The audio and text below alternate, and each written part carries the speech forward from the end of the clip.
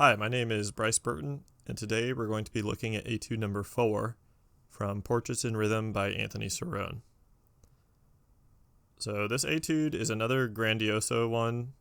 I kind of like to think of it as Etude number 3, but it's in 6/8. This is a very popular Etude, so chances are, if you're going to play something out of this book, you've probably played this one before. It's a very good Etude, and there's a lot of tricky, challenging spots in it, and a lot of places to make music with it. So I'd say the first really challenging thing is the very first note, this fortissimo with an accent, rough. So you need to be able to execute that well. I'd recommend probably single stroking this one, and if you're really comfortable with doubling your roughs, which I mean right, left, right, or left, right, left, whichever one you do, then that's an option as well. For me, I'd probably single stroke it. Again, it would kind of depend on the situation. Maybe if I was really nervous, I might go back to doubles, which is what I'm used to. So I usually play them right, left, right. Moving on from there, in the second line, these flams should all be played on the same hand, as he says in his study guide. And the tricky part about this is making sure that your flams all speak the same. So you still want the grace note to come at the exact same moment, even when you're playing it pianissimo versus when you're playing it forte. And the way to do that is just by dropping the stick, keeping your left hand low if that's your grace note, and just dropping when you need to do that flam. So just like this, I'll play the first two lines for you there, so you can hear that, the 3-stroke rough and those flams.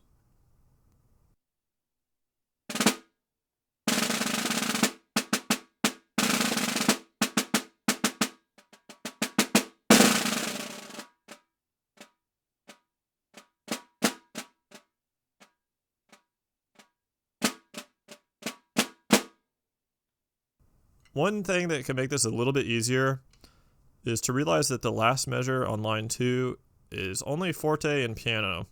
So you don't have to go from fortissimo to pianissimo. I find not going to that really low dynamic makes the flams much easier.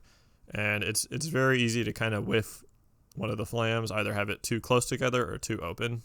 So it's just something you got to practice a lot. I recommend practicing it slowly, just doing flams from piano up to forte, back down to piano again, and so on and so forth, just repeating that. Kind of an exercise like this.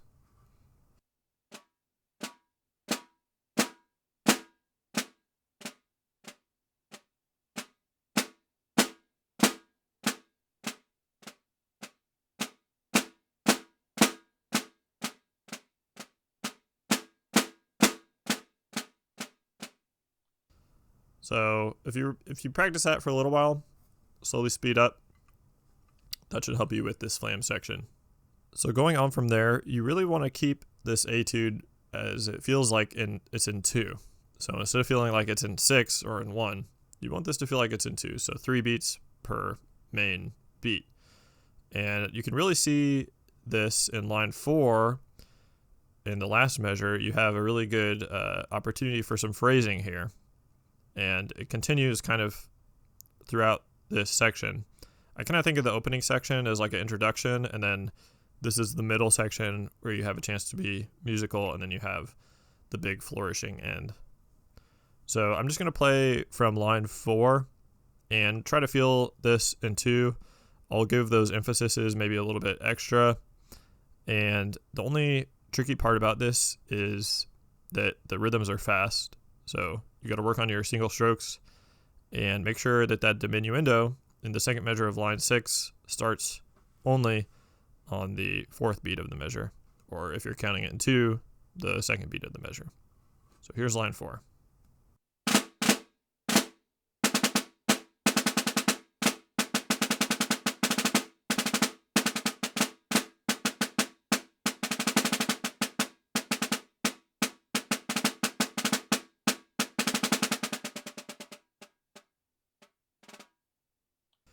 And then that drag, the pianissimo drag, is difficult. That's where the double stroke really comes in handy, the right, left, right thing. just kind of whip it out.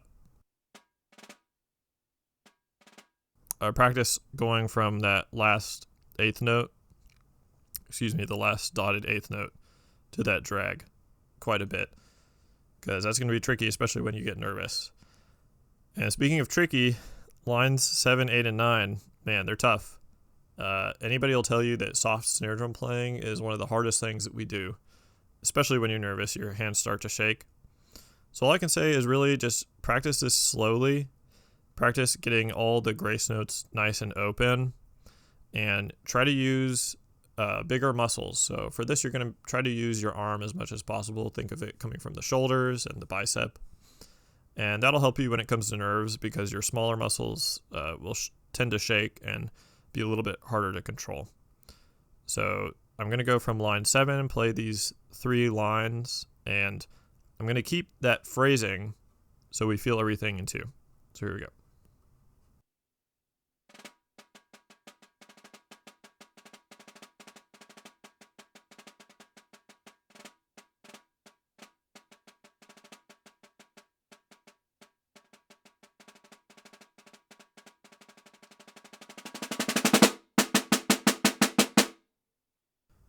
Couple things else to talk about on that line. Make sure that last crescendo only starts on beat 4. And then these 16th notes, same thing. You can single them or you can alternate your hands. If you single them, I feel like it takes a little bit away from the phrasing. So you really have to be careful if you're going to choose to single them.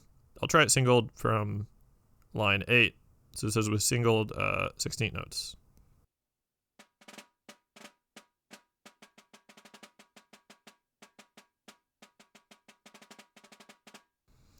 Yeah, it just is cleaner, right? But it doesn't feel as musical. So that's something that's really kind of a personal preference. If you're really good at doing your right hand and your left hand is weak, then you might consider just doing that on the right hand. I've told students both before, so it's totally up to you. You'll just have to assess your weaknesses and strengths, and that's why it's important to also have a teacher and be taking lessons regularly. So in these last 3 lines, we have those 4 grace notes going into the main note and the second measure. That's the exact same thing as Etude 3, if you remember. We're just going to do that on the 16th note pickup. And then we have these marcato triple F 16th notes in line 11 going into triple piano. So in the study guide, he says that there's not enough time to move on the drum, so you should just keep it in the middle to keep the same character of the drum. But I just think it's impossible to play that quiet in the middle of the drum. I don't think you could possibly play quieter than the pianissimo in line 2 that you're doing on the very edge of the drum. So for me, I do that on the edge, and you have to have a very particular sticking to do it that way. For me, I usually do these on all on my right hand, and then I'll come in with the 32nd notes on my left. So my left hand can just be waiting at the front of the drum to play those notes. And then you just kind of have to get really good at those downstrokes and those upstrokes to kind of switch between those. Finally, you just have a crescendo until the end, and then a very loud flam. I think the flam should be louder than the accent of the roll before it, so just make sure that that's the case, because that is the last note of the piece. Even though it's not accented, but it is triple forte. So I'll just play that for you real quick.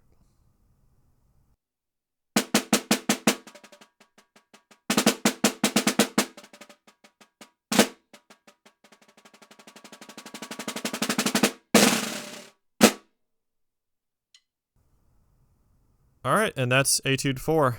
Thanks so much for watching, and I'll see you in Etude 5.